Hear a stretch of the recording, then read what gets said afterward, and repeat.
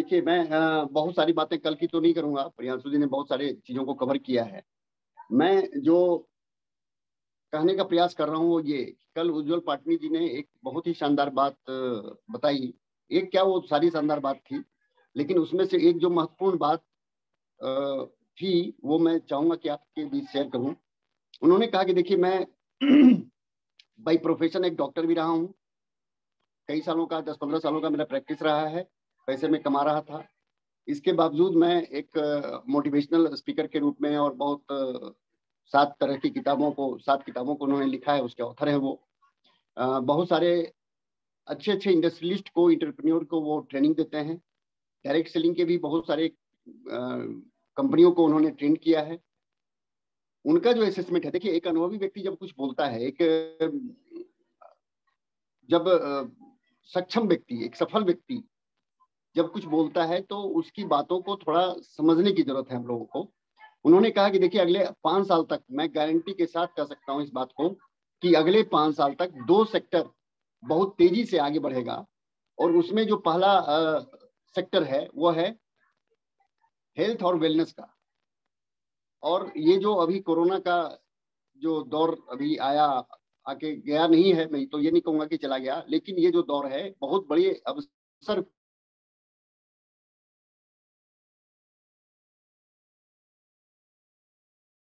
के रूप। तो यह है कि हेल्थ और वेलनेस का जो सेक्टर है, ये आने वाले समय में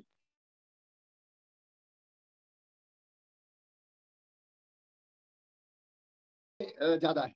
मैं आंकड़े तो नहीं बता पाऊंगा अभी, लेकिन सबसे ज्यादा ग्रोथ अगर है हेल्थ और वेलनेस का, वो है डायरेक्ट सेलिंग के माध्यम से हिंदुस्तान का। तो अगले 5 साल आप अगर इस पर काम कर,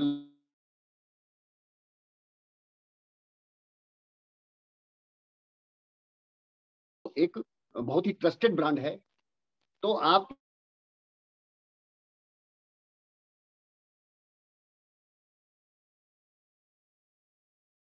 कॉस्मेटिक एंड पर्सनल केयर का ये सेक्टर भी बहुत तेजी से अगले आने वाले 5 सालों में बहुत तेजी से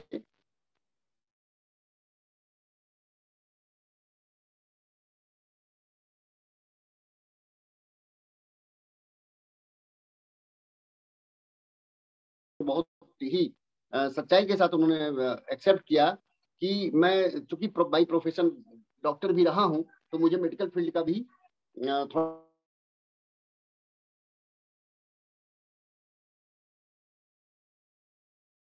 सारे प्रोडक्ट का मैंने इस्तेमाल किया और कंपेयर किया दूसरे ब्रांड के इसी तरह के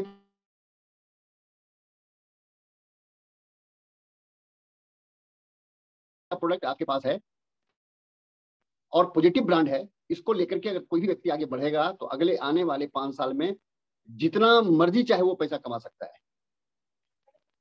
कीसोल जैसा ब्रांड अपने पास है। हम कॉस्मेटिक्स और पर्सनल केयर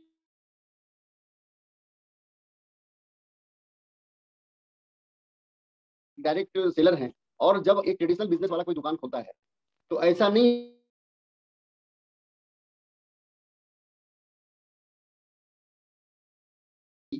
लोगों के बीच में जब हम जाते हैं, तो कुछ दूसरे तरह के हेल्थ का प्रोडक्ट तो ठीक है, इसके अलावा पर्सनल केयर और कॉस्मेटिक्स वाले प्रोडक्ट पर भी थोड़ा सा हम लोगों को सीखना चाहिए। उस तरह के प्रोडक्ट की ट्रेनिंग लेनी चाहिए कीसोल का, कि जैसे इसका काजल है, जैसे इसका जो मेकअप रिमूवर है, इसके जो आईलाइनर हैं, लिप बाम है, लिपस्टिक है, इन सारे प्रोडक्टों के बारे में भी अगर आप जानकारी रखेंगे, तो ये भी बहुत तेजी से उभरता हुआ एक सेक्टर है। क्यों ऐसा है? हेल्थ और कॉस्मेटिक्स ही क्यों? जूते चप्पल क्यों नहीं? कपड़े क्यों नहीं? भाई, है तो इस आरसीएम में बहुत सारे प्रोडक्ट, फिर उनकी बात क्यों नहीं हो रही है? इसके पीछे की वजह को अगर आप जान जाएंगे, तो आपके समझ में बात आ जाएगी।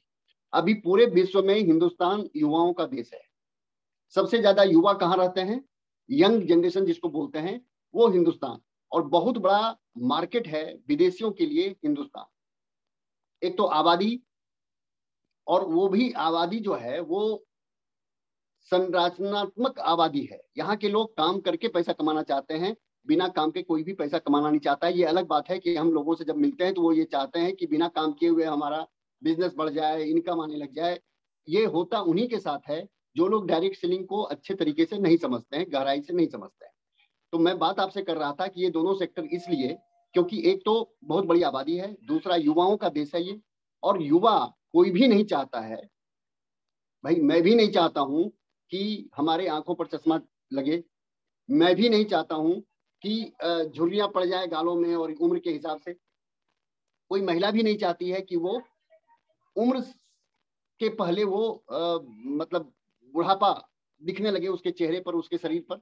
तो इन सब चीजों के लिए जरूरी है, और इसीलिए आप देखिए जिम का जो कारोबार है, जिम जो लोग जाते हैं, जिम का कारोबार बहुत तेजी से फल फूल रहा है। और ब्यूटी पार्लर का, आप महिलाओं के सेक्टर में अगर चले जाइए तो ब्यूटी पार्लर का कारोबार भी बहुत फल फूल रहा है। और इन दोनों जगहों पर किया जाता है, कौन से चीज वहां करवाए जाते हैं कि आप लंबे समय तक स्वस्थ और जवान दिखें। बस इसी पर फोकस है इन दोनों सेक्टर का। और अपने पास ये दोनों ही नायाब प्रोडक्ट हैं। अगर आपको गोल्ड लेना है, जैसा प्रियांशु जी अभी बता रहे थे, हमने भी पीछे चर्चा की, अगर आप गोल्ड पिन पर जाना चाहते हैं तो इस दोनों प्रोडक्ट को एकदम जकड़ के पकड़ लीजिए, पकड़िए और इसकी ट्रेनिंग लीजिए। क्यों यहाँ का लिपस्टिक सबसे बेहतर है, आपको इसकी जानकारी होनी चाहिए। क्योंकि मार्केट में जो भी लिपस्टिक है उसमें लीड का इस्तेमाल किया जाता है, शीशे का इस्तेमाल किया जाता है रंगों के लिए, जो हानिकारक है स्वास्थ्य के लिए। भाई एक महिला मान लीजिए लिपस्टिक लगाई, मार्केट का लिपस्टिक उसने लगाया और उसमें लीड है, तो कोई भी चीज अगर वो खा रही है या मान लीजिए पानी या जूस या कुछ भी वो पी रही है, तो किसी न किसी तरीके से वो आपके शरीर के अंदर जाता है, जो शरीर के लिए बहुत नुकसानदायक है। तो ये सब बारीक चीजें हैं, ये भावनात्मक तरीके से अपील करती हैं सामने वाले को अपने प्रोडक्ट को इस्तेमाल करने के लिए। काजल, इतना अच्छा, ऐसी कोई महिलाएं हैं जो काजल नहीं लगाती हैं? सुंदर दिखने के लिए, आकर्षक दिखने के लिए वो काजल का इस्तेमाल करती हैं। काजल जो है अपना, वो इतना शानदार है कि पसीना जब चल रहे तब भी वो फैलता नहीं है, वो ब्लर नहीं होता है। आंखों परेशानी है कि काजल लगाए तो वो पसीना चूड़ा है तो वो भी काजल भी नीचे आंखों से नीचे बह रहा है। तो ये वाटर प्रूफ काजल है, ब्लर नहीं होगा इसमें। और सबसे बड़ी जो पंच लाइन है इसमें, की सोल के जो भी कॉस्मेटिक्स रेंज के प्रोडक्ट हैं उसका जो पंच लाइन है, आप इस चीज को अगर आप किसी को भी पढ़े लिखे, थोड़े से भी पढ़े लिखे समझदार लोगों के बीच अगर आप इस बात को रखेंगे तो निश्चित रूप से आपके प्रोडक्ट के प्रति उनकी जागरूकता बढ़ेगी। वो आपका प्रोडक्ट बिल्कुल लेंगे, एक बार ट्राई करने के ही दृष्टिकोण से भले, लेकिन लेंगे जरूर। और वो जो पंच लाइन है वो ये है कि यहाँ जो भी प्रोडक्ट स्किन के ऊपर, आंखों के ऊपर, फेस के ऊपर लगाने वाले हैं, कॉस्मेटिक्स के जो भी प्रोडक्ट हैं, पर्सनल केयर के जो भी प्रोडक्ट हैं, ये डर्मेटोलॉजिस्ट से सर्टिफाइड हैं। डर्मेटोलॉजिस्ट किसको बोलते हैं? जो त्वचा संबंधी जो विशेषज्ञ होते हैं उनको डर्मेटोलॉजिस्ट बोलते हैं।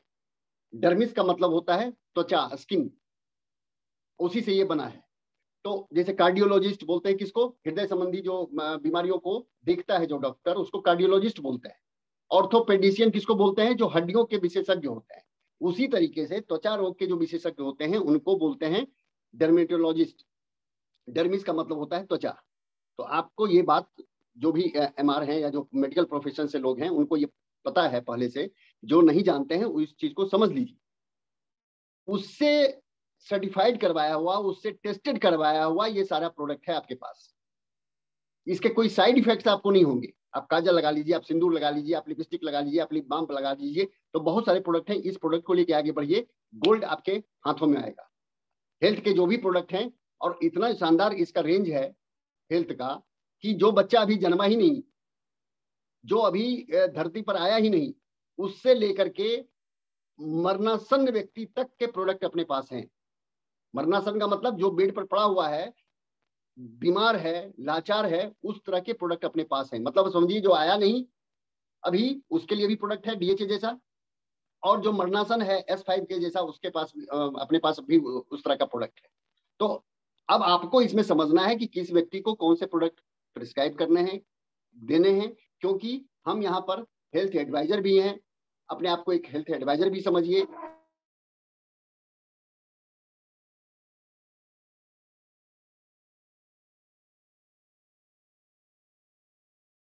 खालीपन है किसी व्यक्ति में तो उसको आप भर सकते हैं। तो आप एक अच्छे हीलर हैं, आप एक अच्छे कंसल्टेंट हैं हेल्थ के मामले में, आप एक अच्छे हेल्थ कोच हैं, हेल्थ के एडवाइजर हैं। इस तरीके से अपने आप को तब आप स्थापित कर पाइएगा जब इन सब सारे प्रोडक्टों के बारे में आप नॉलेज लीजिएगा।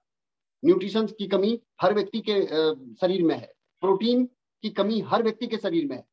आरडीए कहता है कि जितना आपका वजन है उतना ग्राम प्रोटीन प्रतिदिन आपको लेना चाहिए। और अक्षय कुमार का भी आजकल एक प्रचार आता है कि भाई चिकन खाओगे, नहीं नहीं चिकन डेली नहीं, प्रोटीन लीजिए। प्रोटीन का प्रचार अब विज्ञापनों के माध्यम से टीवी पर भी आने लगा है। कहने का मेरा तात्पर्य यह है, मैं छोटी सी बात कह करके अपनी बात फिर आगे बढ़ाऊंगा, जिस चैप्टर के बारे में हम लोग बातचीत आज नई शुरुआत करेंगे, कि थोड़ा सा इन 2 सेक्टरों पर फोकस कीजिए। गोल्ड जैसा पिन बहुत मुश्किल नहीं है। अगर आप ठान लेंगे, अगर आप सोच लेंगे, अगर आप समझ लेंगे, अपने सबकॉन्शियस माइंड में उसको विजुलाइज करना शुरू करेंगे, तभी वो एक्चुअलाइज होगा। विजुलाइजेशन का एक बहुत बड़ा इफेक्ट पड़ता है। आंखें बंद करके आप विजुलाइज कीजिए कि आपको गोल्ड जैसे पिन के लिए स्टेज पर बुलाया जा रहा है, आपको माला पहनाया जा रहा है, आपके लोग नीचे बैठ के आपके लिए तालियां बजा रहे हैं। ये सारा जब आप विजुलाइज करना शुरू कर दीजिएगा तो ये सारी चीजें एक्चुअलाइज भी हो जाएंगी। और ये देखिए, सिर्फ वो मैं मोटिवेशन के लिए नहीं बोल रहा हूँ, ये लॉजिक के सहारे में बोल रहा हूँ।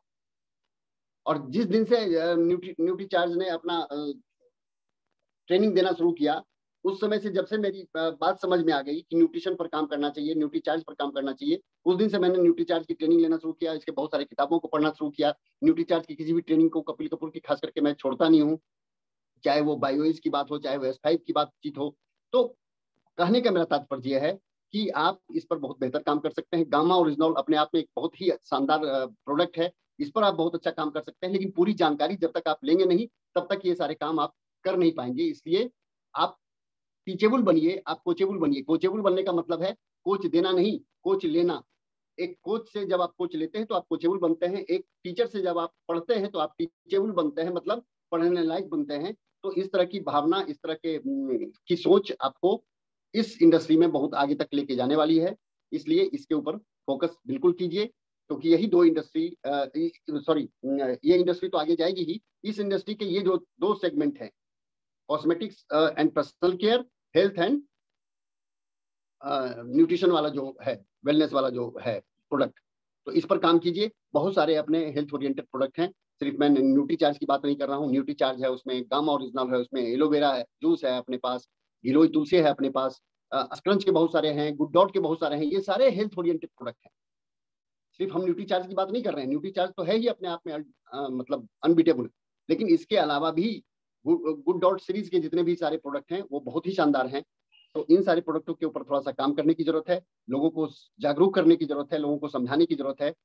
और आज जो हम बातचीत करने वाले हैं वो एक बहुत ही शानदार, मैं इस ट्रेनिंग को जब लिया, आदरणीय सुरेंद्र सर ने जब टॉपिक जे काउंसलिंग स्टार्ट किया था, A to Z of direct selling का जो एक सीरीज है, टॉपिक जे काउंसलिंग, 4 स्टेप का 5 की बात हम लोग कल किए थे, 4 एंड 5 की पीछे हम लोग कर चुके हैं उसके बारे में।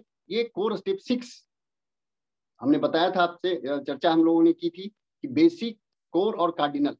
तो हम कोर स्टेप के ऊपर बातचीत कर रहे हैं। उसमें स्टेप जो 6 है कोर स्टेप का, उसमें है counselling. Counsel with your active and growing upline in start of the month. मतलब महीने के शुरुआत में ही आपको क्या करना है, काउंसलिंग करना है अपने किससे, एक्टिव और ग्रोइंग अपलाइन से। और ये फर्स्ट वीक में हो ही जाना चाहिए। इस महीने आपका बिजनेस क्या होगा, कैसे होगा, किस किस जगह से कहाँ कहाँ कितना कितना बिजनेस आएगा, कौन कौन से लोग किस किस दिन पर होंगे, ये सारी काउंसलिंग आप अपने एक्टिव एंड ग्रोइंग अपलाइन के साथ बैठ करके कीजिए। तो काउंसलिंग के ऊपर हम लोग की बातचीत अब होने वाली है। अब इसमें जो समझने की चीज है वो क्या है, देखिए काउंसलिंग का मतलब क्या है, परामर्श। हम परामर्श दाता बोलते हैं ना, परामर्श करने वाले। तो परामर्श हम किससे लेंगे या किसके साथ करेंगे, जो इस बिजनेस में लंबे समय से हैं, एक्टिव हैं। भाई आपके अपलायंस सीरीज में बहुत सारे लोग हो सकते हैं, लेकिन अगर वो एक्टिव नहीं है तो वो आपको क्या परामर्श देंगे, बिजनेस में, सिस्टम में क्या क्या सुधार हुआ, कौन कौन से नए प्रोडक्ट आए। ये जो इनएक्टिव व्यक्ति है वो नहीं देगा। ये कौन देगा, जो एक्टिव है। आपके अपलाइन LOS में जो एक्टिव लीडर आपके हैं वही आपको परामर्श देंगे, वही आपकी काउंसलिंग करेंगे। तो काउंसलिंग में दो तरह की चीजें होती हैं, दो तरीके की काउंसलिंग होती है। एक काउंसलिंग होती है जनरल काउंसलिंग, उसको बोलते हैं जनरल काउंसलिंग। आप देखिएगा जनरल काउंसलिंग में क्या क्या है वो आप नोट करना चाहे तो बिल्कुल नोट कीजिए। जनरल काउंसलिंग का एक पहला जो पॉइंट है वो है फैमिली काउंसलिंग। कुछ ऐसे काउंसलर आपको मिलेंगे, देखिए हर जगह गांव देहात में तो आपको ये नहीं समझ में आएगा, लेकिन बड़े बड़े शहरों में, दिल्ली, बॉम्बे, चेन्नई जैसे शहरों में आपको फैमिली काउंसलर मिलते हैं। फैमिली को काउंसल करने वाले लोग होते हैं वहां। अब इसकी जरूरत क्यों पड़ती है? जैसे मान लीजिए मियाँ बीवी में झगड़ा हो रहा है, डाइवर्स वाली सिचुएशन आ गई, तलाक के स्थिति में लोग पहुंच गए, तो वहां पर क्या होता है, एक फैमिली काउंसलर को हम नियुक्त करते हैं जो दोनों को आमने सामने बिठा करके उनकी काउंसलिंग करता है, दोनों की बातें बड़े ध्यान से सुनता है और फिर अपना वो एडवाइस देता है। तो एक तो जनरल काउंसलिंग में क्या हुआ, फैमिली काउंसलिंग आता है। एक आता है कैरियर काउंसलिंग। कैरियर के लिए भी काउंसलिंग की जरूरत पड़ती है। जैसे सुरेंद्र सर ने बड़े अच्छे तरीके से इसको एक्सप्लेन किया है अपना टॉपिक जे में। कई बार क्या होता है, जब बच्चे मान लीजिए 10th क्लास तक तो पढ़ लिए, 10th के बाद अब उनको काउंसलिंग की जरूरत है कि वो किस स्ट्रीम में जाकर के अपना करियर बनाए, कौन सा उसका स्ट्रीम है, वो आर्ट्स है, कॉमर्स है या साइंस है, किस सेक्टर में वो जाए, उसका इंटरेस्ट किस में है। हम लोग क्या होता है ना, कई बार क्या करते हैं, बच्चों को थोप देते हैं कि भैया तुमको साइंस ही पढ़ना है, क्योंकि बहुत सारी अपॉर्चुनिटीज है साइंस में। साइंस का मतलब है कि बहुत ज्ञानी व्यक्ति तुम कहलाओगे अपने समाज में। तो उससे बात नहीं बनती। अगर लड़के का इंटरेस्ट आर्ट्स में है या कॉमर्स में है और आप उसको बोलेंगे कि साहब आप साइंस पढ़ो, तो मामला फिट नहीं होगा। वो लड़का बहुत आगे तक, बहुत इंटरेस्ट के साथ नहीं पढ़ पाएगा, बहुत आगे तक नहीं जा पाएगा। तो इसके लिए हमें कैरियर काउंसलर की जरूरत पड़ती है जो कैरियर को लेकर के काउंसल कर सके उस बच्चे के साथ, उस लड़के के साथ।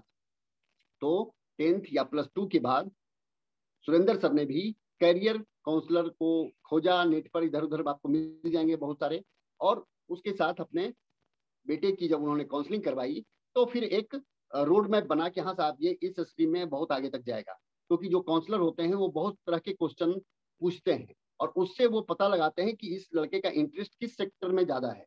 तो कैरियर काउंसलिंग एक चीज है, जनरल काउंसलिंग के तहत ही आता है ये। इसके बाद mental health counselling. Mental health counselling, इसमें क्या होता है, कई बार क्या होता है कि ब्रेकअप वगैरह जब हो जाता है, लड़के लड़कियां आपस में एक टीन एज में जाकर के जब प्यार व्यार वाला चक्कर होता है और फिर दिल टूटता है और ब्रेकअप वाली सिचुएशन आती है, तो वहां पर मेंटल हेल्थ काउंसलिंग की जरूरत पड़ती है। दोनों में से किसी को पड़ सकती है, दोनों को पड़ सकती है। तो उसके लिए भी लोग समाज में हैं। इसके बाद है रिहेबिलिटेशन काउंसलिंग। रिहेबिलिटेशन ये सब जनरल काउंसलिंग का पार्ट है। मैंने इतने तरह की काउंसलिंग होती है, हम लोग तो सिर्फ एक काउंसलिंग समझते हैं, खाली बिजनेस में बैठ जाओ भैया, अपलाइन बता देगा, डाउनलाइन सीख लेगा, हो गया काउंसलिंग। जनरल काउंसलिंग में ये सारे सेक्टर हैं, आप समझिए। रिहेबिलिटेशन काउंसलिंग, जैसे कोई व्यक्ति को लत लग गया नशा का, वो शराब का सेवन कर रहा है, उसका शराब छूट नहीं रहा है, घर बर्बाद हो रहा है, पैसा बर्बाद हो रहा है, स्वास्थ्य बर्बाद हो रहा है, तो वहां पर उस व्यक्ति को रिहेबिलिटेशन काउंसलिंग की जरूरत है। नशा मुक्ति के लिए, शराब मुक्ति के लिए हम उस पीड़ित व्यक्ति को उस तरह के काउंसलर के पास ले जाते हैं और वो फिर काउंसलिंग करता है, बड़े धैर्य से सुनता है। और ये एक बार की सिटिंग में, 2 बार की सिटिंग में नशा मुक्ति नहीं होती, लंबा समय लगता है इसमें। लेकिन अगर आप चाहते हैं कि आपके घर में किसी तरह, मतलब इस तरह की कोई अगर समस्या है, तो आप रिहेबिलिटेशन काउंसलिंग के लिए किसी अच्छे व्यक्ति के पास जाकर के नशा मुक्ति करवा सकते हैं उस व्यक्ति का। एजुकेशनल काउंसलिंग, एजुकेशनल काउंसलिंग भी एक जनरल काउंसलिंग का पार्ट है। एजुकेशनल काउंसलिंग में भी वही सारी चीजें होती हैं, लेकिन वहां पर क्या होता है, वो थोड़ा सा बड़े लेवल पर जाकर के होता है एजुकेशनल काउंसलिंग।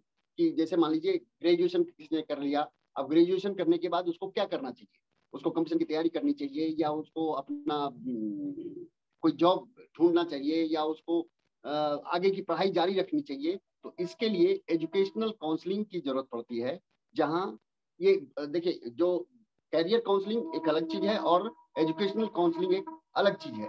कैरियर की बात आ जाती है कि जहां हम अपनी आजीविका के लिए किस काम को प्रेफर करें, किस काम को हम करें जिससे हमारी आजीविका सही तरीके से चल सके, तो वहां पर करियर की बात आती है। और एजुकेशनल काउंसलिंग में एजुकेशनल की बात आती है कि वो उसको पीएचडी करना चाहिए, कि कंपटीशन की तैयारी करना चाहिए, कि उसको किस स्ट्रीम में जाना चाहिए। ये सारी चीजें एजुकेशनल काउंसलिंग के तहत आती है। इतने तरह के तो जनरल काउंसलिंग हो गए साहब। अब आइए counselling in direct selling. Direct selling industry में भी काउंसलिंग एक बहुत बड़ा रोल प्ले करता है। अगर आप बहुत ऊपर तक जाना चाहते हैं तो यहाँ पर जो काउंसलिंग का पार्ट है, आप उसको जनरल काउंसलिंग को ए लिख सकते हैं और काउंसलिंग इन डायरेक्ट सेलिंग में आप बी लिख सकते हैं। इसमें होता है सेल्फ काउंसलिंग। इसका जो फर्स्ट पार्ट है डायरेक्ट सेलिंग का, वो है सेल्फ काउंसलिंग। सबसे पहले हम सेल्फ काउंसलिंग करें। देखिए, इस इंडस्ट्री में जितने भी साथी आए हैं, ये बाई चॉइस आए हैं, बाई चांस नहीं आ गए। एक होता है बाई चांस और एक होता है बाई चॉइस। मतलब आपकी नियत थी, आपकी इच्छा थी, तभी आप इस इंडस्ट्री में आए, ज्वाइन किए। बाई चांस नहीं आ गए कि कहीं जा रहे थे जी अचानक पहुंच गए। ऐसा आपने कभी सुना है क्या? टहलते टहलते हिमालय की चोटी पर पहुंच गए? बाई चांस आप नहीं पहुंच सकते। बाई चॉइस हम इस इंडस्ट्री में आते हैं। तो यहाँ पर जो है वो सेल्फ काउंसलिंग करने की बहुत ज्यादा जरूरत है। सेल्फ काउंसलिंग मतलब आप खुद से काउंसलिंग कीजिए। आपकी बातचीत खुद से क्या होती है, ये बहुत बड़ा रोल प्ले करता है। हम खुद से जो बातचीत करते हैं, हम खुद से खुद को क्या समझाते हैं, यहाँ पर ये काम करता है सेल्फ काउंसलिंग। तो खुद से पहले काउंसलिंग कीजिए, करना है कि नहीं करना है। लोग समय नहीं निकाल पाते हैं आरसीएम करने के लिए, अपने काम में इतने व्यस्त हैं कि उनको टाइम ही नहीं मिलता है मीटिंग अटेंड करने का, किताब पढ़ने का, इन सारी चीजों का। तो आप सेल्फ एनालिसिस कीजिए, सेल्फ काउंसलिंग कीजिए, खुद से खुद का कीजिए कि हमको इस इंडस्ट्री में कहाँ तक जाना है। गोल्ड लेना है, उसके बाद प्लेटिनम लेना है, फिर उसके बाद टेक्निकल अचीवर बनना है। तो ये खुद से खुद को जब तक नहीं कीजिएगा तब तक किसी के बताने से, देखिए प्रियांशु जी खूब मोटिवेट कर दें, पूर्णेंदु जी खूब मोटिवेट कर दें, शेखर जी खूब मोटिवेट कर दें, सुरेंद्र सर और सुजीत सर खूब मोटिवेट आपको कर दें, ये करो वो करो, कभी आप या हम नहीं कर पाएंगे जब तक हम सेल्फ काउंसलिंग खुद से नहीं करेंगे।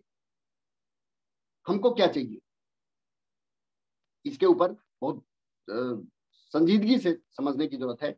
दूसरा है ग्रुप काउंसलिंग। डायरेक्ट सेलिंग में ग्रुप काउंसलिंग होता है। जब आपका ग्रुप बनता है तो आप अपने ग्रुप के साथ बैठ करके काउंसलिंग करते हैं। फिर इसके डिटेल में मैं जाऊंगा कि किस काउंसलिंग में कौन कौन सी बात होती है। आप पॉइंट लिखते जाइए, मैं थोड़ा थोड़ा उसके बारे में एक्सप्लेन कर रहा हूँ। ग्रुप काउंसलिंग, एक ग्रुप जो भी, मान लीजिए मेरा कोई ग्रुप है, मेरे 2 ग्रुप होंगे, ग्रुप ए और ग्रुप बी। आपके भी 2 ग्रुप होंगे, ग्रुप ए और ग्रुप बी। तो ग्रुप के साथ जब आप एक ग्रुप के साथ बैठ करके काउंसलिंग करते हैं तो वहां पर दोनों ग्रुप के अलग अलग सिचुएशंस होते हैं, अलग अलग तरह की चैलेंजेस होते हैं। दोनों ग्रुप में अलग अलग तरह के मिलेंगे आप। अब जैसे मान लीजिए मेरा बिजनेस बिहार में भी है, मेरा बिजनेस यूपी में भी।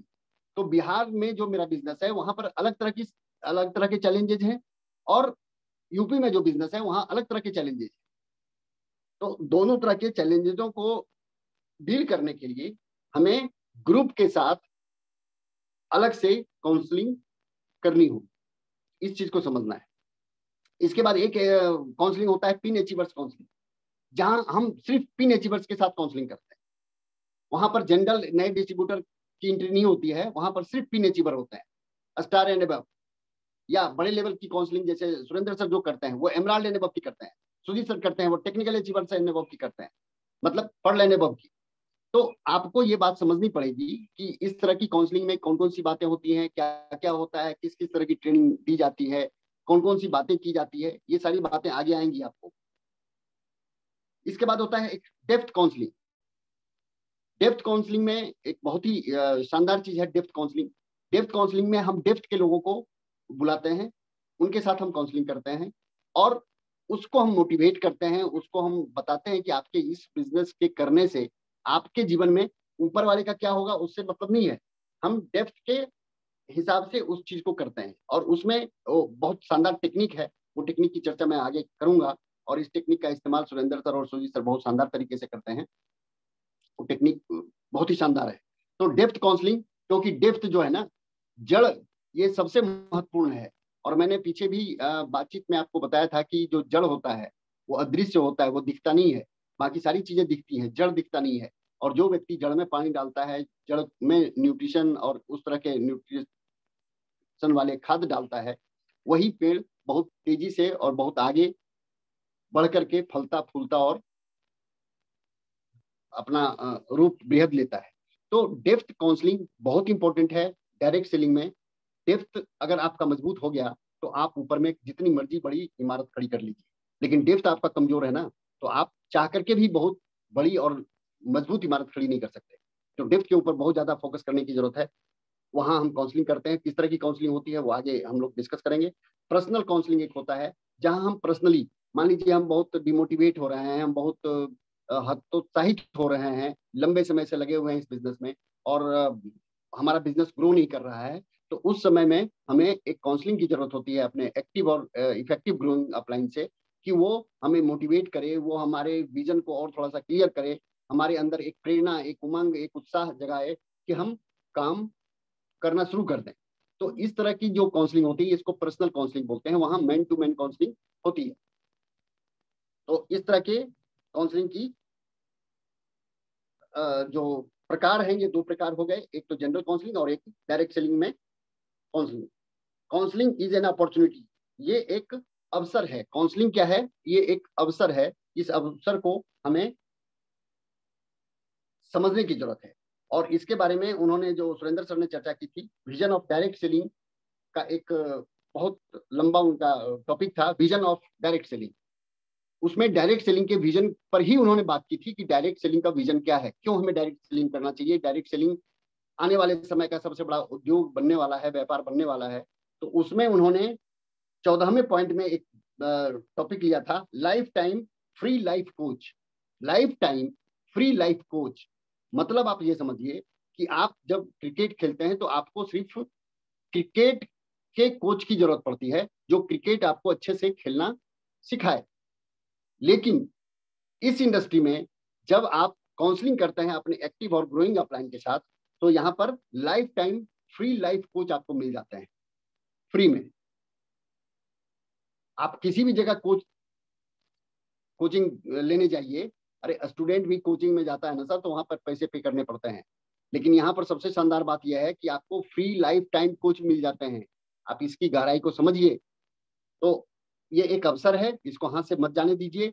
कभी भी जब भी मौका मिले अपने एक्टिव, जिसको भी आप आइडियल मानते हैं, जिनके साथ बैठ करके आप अपने सारी समस्याओं को रख सकते हैं। किस तरीके से बिजनेस होगा, कैसे होगा, कैसे करें सर, समझ नहीं आ रहा है, इसके लिए आप अपने अपलाइन के साथ बैठिए और उनके साथ काउंसलिंग कीजिए। वाई काउंसलिंग, काउंसलिंग की जरूरत क्यों है, काउंसलिंग के कितने प्रकार हुए, ये मैंने आपसे डिस्कस किया। वाई काउंसलिंग में छोटे छोटे पॉइंट है, लेकिन इसमें थोड़ा सा समय है कि ज्यादातर तो 10 मिनट है, मैं इसको जल्दी जल्दी कवर करता हूँ। वाई काउंसलिंग, इसमें अभी कल प्रियांशु जी बता रहे थे कि वो सुनवाएंगे। आज चूंकि कल उज्जवल पाटनी जी का था, इसके उनका फोकस उधर चला गया। 7 सेंसिटिव डेज बाई सतीश पंडित जी, इसको जरूर सुनिए, आपको पता चलेगा कि क्यों काउंसलिंग जरूरी है। वो 7 दिन जो है वो क्या क्या है, उसमें उन्होंने काउंसलिंग के ऊपर बड़ी अच्छी बातचीत की है। और उसमें जो 7 सेंसिटिव डेज है, उसमें जो एक डे, जो 7 दिन है, उसको आप नोट करना चाहिए तो नोट कर लीजिए। वैसे वो ऑडियो प्रियांशु जी के माध्यम से आप लोगों को सुनने को मिलेगा, लेकिन आप नोट करना चाहें तो नोट कर लें। एक तो ज्वाइनिंग डे, जिस दिन आप ज्वाइन करते हैं उस दिन आपकी एक्टिविटी, वो एक सेंसिटिव डे है, वो एक संवेदनशील दिन होता है जिस दिन आप इस बिजनेस को ज्वाइन करते हैं। उस दिन आपको क्या करना चाहिए, किस तरीके से बिहेव करना चाहिए, एक नया व्यक्ति अगर ज्वाइन करता है तो उसको आप ये चीज सिखा सकते हैं। तो ये सारा चीज जो है ना, वो काउंसलिंग के बारे में, वाई काउंसलिंग के बारे में सतीश पंडित जी ने बड़े 7 सेंसिटिव डेज में बड़े अच्छे तरीके से इस चीज को बताया है। इसके बाद दूसरा उन्होंने कहा बिग फंक्शंस। बिग फंक्शंस के ये 7 दिन कौन कौन से हैं, मैं उस पर चर्चा कर रहा हूँ, मैं काउंसलिंग की बात नहीं कर रहा हूँ अभी। 7 सेंसिटिव डेज की मैं बात कर रहा हूँ। ज्वाइनिंग डे, जिस दिन आप ज्वाइन करते हैं। दूसरा है बिग फंक्शन, जब कोई बड़ा फंक्शन होता है उस दिन आपको कौन कौन से काम करने चाहिए। तीसरा उन्होंने पोटेंशियल पर्सन, जब आपके टीम में कोई एक पोटेंशियल पर्सन आ जाता है, कोई डॉक्टर, कोई इंजीनियर, कोई बहुत पैसे वाला व्यापारी अगर इस बिजनेस को ज्वाइन करता है, तो उस समय आपको उनके साथ किन किन तरीके से काम करने की जरूरत है, इसके बारे में उन्होंने चर्चा की है। चौथा उसमें है समथिंग अगेंस्ट योर प्लानिंग। आपने कुछ प्लान किया हुआ है और वो आपके ठीक उलट हो जाता है, आपकी प्लानिंग के ठीक उलट हो जाता है, उस समय आपको किस तरीके की साइकोलॉजी का इस्तेमाल करना है, किस तरीके का व्यवहार करना है, कौन सी चीज आपके दिमाग में चलनी चाहिए, इसके बारे में चर्चा सतीश पंडित जी ने की है। इसके बाद एक जो काउंसलिंग डेट, इस पर स्पेशल फोकस उन्होंने किया है कि काउंसलिंग डेट जो होता है वो किस तरीके से काउंसलिंग करते थे। सुरेंद्र सर के साथ के पास समय नहीं होता था, इसके बावजूद वो ट्रेवल में उनके साथ काउंसलिंग करते थे, रिजर्वेशन उसी ट्रेन में करवाते थे और दोनों लोग 2 घंटे 3 घंटे, जैसे मान लीजिए अगर उनको सपोज कीजिए वहां से पटियाला से मान लीजिए या जालंधर से मान लीजिए दिल्ली जाना है, सुरेंद्र सर को अपनी मीटिंग उन्होंने ली जालंधर में और वहां से उनको दिल्ली जाना है, तो सतीश पंडित जी उसी ट्रेन में उसी जगह पर अपना भी रिजर्वेशन करवाते थे और जालंधर से दिल्ली के बीच में वो सुरेंद्र सर से काउंसलिंग करते थे। तो काउंसलिंग के महत्व को इतने शानदार तरीके से सतीश पंडित जी ने बताया हुआ है उसमें। 4th point, something against your planning. आपके प्लानिंग के अगेंस्ट में कुछ अगर होता है, समथिंग अगेंस्ट योर प्लानिंग, आपकी प्लानिंग कुछ थी उसके अगेंस्ट में कोई चीज हो गया, ये था 4th पॉइंट। 5वां काउंसलिंग डेट के बारे में हम लोग ने बात की। एक होता है क्लोजिंग डेट, जिस दिन आपका बिजनेस क्लोज होता है उस दिन आपकी एक्टिविटीज क्या होनी चाहिए, उस दिन आपको किन किन चीजों के ऊपर फोकस करना चाहिए। 7 सेंसिटिव डेज में इन सारी चीजों की चर्चाएं की गई हैं। और जो 7वां है वो आज के डेट में रिलीवेंट नहीं है। उन दिनों फॉर्म चूंकि जाया करता था भीलवाड़ा, तो उसके ऊपर उन्होंने चर्चा की है कि फॉर्म आपको किस तरीके से भेजना चाहिए। कई बार अकस्मात कुछ घटनाएं दुर्घटनाएं हो सकती है, रास्ते में आपका फॉर्म नहीं पहुंच पाए, डिलीवरी डिले हो जाए, कुरियर वाले का कुछ ऐसा हो जाए, तो कुरियर के संबंध में उस चीज के बारे में उन्होंने बातचीत की हुई है, जो कि आज के डेट में रिलीवेंट नहीं है क्योंकि सारा चीज ऑनलाइन हो गया। तो ये 7 सेंसिटिव डेज की बात थी। काउंसलिंग क्यों जरूरी है उस पर उन्होंने बहुत अच्छे तरीके से बातचीत की। दूसरा है according to 7 cardinal rules. 7 cardinal की बातचीत हम लोगों ने की, 6 बेसिक 8 कोर 7 कार्डिनल। 7 कार्डिनल में never apply any new ideas without consent of the system या अपलाइन। क्यों जरूरी है? क्योंकि कार्डिनल रूल भी इसके बारे में कहता है। क्यों जरूरी है काउंसलिंग, मैं उस पर बात कर रहा हूं और ये बात करके मैं अपनी बात समाप्त करूंगा। According to 7 cardinal rules never apply any new idea. कोई भी नया आइडिया आपके दिमाग में, देखिए हम सब लोग दिमाग वाले हैं, बहुत सारे आइडियाज हमारे दिमाग में आते हैं, तो कभी भी नया आइडिया इस्तेमाल नहीं करना है without consent of the system या अपलाइन। अपलाइन या सिस्टम जो कहता है उसके बगैर हम अपना आइडिया कभी भी न लगाएं। तो इसके लिए क्या जरूरी है? काउंसलिंग। काउंसलिंग क्यों जरूरी है पर ये कार्डिनल रूल में भी इसके बारे में बड़ी अच्छी बातचीत की गई है। और जब ये चैप्टर शुरू होगा आदरणीय सुरेंद्र सर का, तो कार्डिनल रूल वाला, तो फिर उसको हम लोग अटेंड करेंगे, तो उसके बारे में बातचीत कार्डिनल रूल में भी की गई है। तो मैंने 2 पॉइंट कवर किए कि क्यों काउंसलिंग जरूरी है। पहला तो इसलिए कि 7 सेंसिटिव डेज बाय सतीश पंडित जी ने काउंसलिंग के बारे में बहुत बृहद जानकारी दी है अपने उस ऑडियो में। और दूसरा, अकॉर्डिंग टू 7 कार्डिनल रूल भी बिना आप अपलाइन के या सिस्टम के सलाह के आपको अपना दिमाग मत लगाइए। ये कार्डिनल रूल कहता है। डोंट्स, एक होता है डूज, एक होता है डोंट्स, मतलब आपको जो करना है और आपको जो नहीं करना है। कार्डिनल रूल का मतलब यह है आपको जो नहीं करना है। देखिए बेसिक सिस्टम कितना शानदार है। बेसिक मतलब वो चीज आपको करना ही करना है, वो चीज नहीं करेंगे तो आपकी बुनियाद, आपका जो बेस है वो आपका नहीं बने। कोर, आपको अगर कोर लीडर बनना है, आपको कोर, किसी भी संस्था में जो कोर होता है ना, कोर बॉडी होती है, ये 5-7 लोग ही। अब देखिएगा संसदीय प्रणाली में भी अपने कॉन्स्टिट्यूशनल जो वो है ढांचा है, उसमें भी जो मीटिंगें होती है वो अलग अलग तरह की मीटिंगें होती है। पीएम के साथ सारे, कभी कभी संसदीय बोर्ड के साथ होती है, कभी जो उनके मिनिस्टर्स होते हैं उनके साथ होती है। तो अलग अलग तरह का वहां पर भी सिस्टम बना हुआ है। इस डायरेक्ट सेलिंग में भी अलग अलग तरीके की चीजें हैं। तो एक तो हुआ क्या करना है, एक कोर बॉडी में अगर हम शामिल होना चाहते हैं तो कोर स्टेप को फॉलो करना पड़ेगा। और एक चीज है जो हमको करना ही नहीं है, वो 7 तरह की चीजें जो नहीं करनी है उसके बारे में भी डायरेक्ट सेलिंग में आपको सिखाया पढ़ाया समझाया जाता है। तो काउंसलिंग एक बहुत बड़ा चैप्टर है और जैसे जैसे मैं आगे बढ़ूंगा आपका इंटरेस्ट और ज्यादा बढ़ता जाएगा। काउंसलिंग को बहुत कम महत्व लोग देते हैं, लेकिन सबसे इंपॉर्टेंट अगर इस बिजनेस में कुछ है वो है काउंसलिंग। यही आपको आगे लेके जाएगा, यही आपको आगे बढ़ाएगा। क्योंकि हम काम तो कर रहे हैं, लेकिन काम किस दिशा में कर रहे हैं ये बहुत जरूरी है। काम किस तरीके से कर रहे हैं ये बहुत जरूरी है।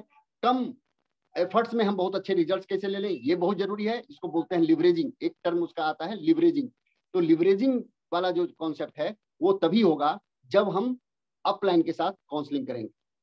कम एफर्ट्स में बहुत ज्यादा रिजल्ट लेना, उसको आप एक समझते हैं। कम एफर्ट्स के साथ हम बहुत बड़ी बड़ी चीजें कर लेते हैं। जैसे अगर किसी व्यक्ति के कार का कोई टायर पंक्चर हो जाए, आप कार में जा रहे हैं और टायर पंक्चर हो जाए, तो वहां पर आप ये नहीं करेंगे 10 आदमी को बुलाएंगे कि भैया कार उठाओ, मैं चक्का जरा खोल लेता हूँ, फिर उसका पंचर उंचर ठीक करके फिर 10 आदमी को खोजिए, बुलाइए कि भैया उठाओ, फिर मैं चक्का लगाऊंगा, पहिया लगाऊंगा। ऐसा नहीं होता। वहां हम लिवरेजिंग का इस्तेमाल करते हैं, वहां हम जग का इस्तेमाल करते हैं। जग क्या है? एक व्यक्ति ही वो पूरी गाड़ी को के उस एरिए के चक्के को उठा करके खुद ही बदल लेता है, सब कुछ अपने आप कर लेता है। तो लिवरेजिंग भी वहां पर क्या है, वो जग क्या करता है, जो जैक, जिसको जग बोलते हैं, जैक बोलते हैं, जो भी बोलते हैं आप, वो लिवरेजिंग का काम करता है। डायरेक्ट सेलिंग में भी लिवरेजिंग जैसी चीज है, लेकिन वो आपको समझना पड़ेगा। वो जब आप क्लाइंट के साथ काउंसलिंग करेंगे तब ये बात आपके समझ में आएगी कि लिवरेजिंग कितना शानदार चीज है। तो ये बहुत सारी बातें हैं। हम लोग फिर कल मिलते हैं, कल इस पर और आगे की बातचीत हम लोग करेंगे। बहुत अच्छा लगा, आप लोग बड़े धैर्य से इतने लंबे समय तक मुझे सुने, इसके लिए बहुत बहुत धन्यवाद आपको। प्रियांशु जी जब आते हैं तो निश्चित रूप से बहुत खतरनाक काम हो जाता है। तो धन्यवाद सभी लोगों को। जय आर सी एम।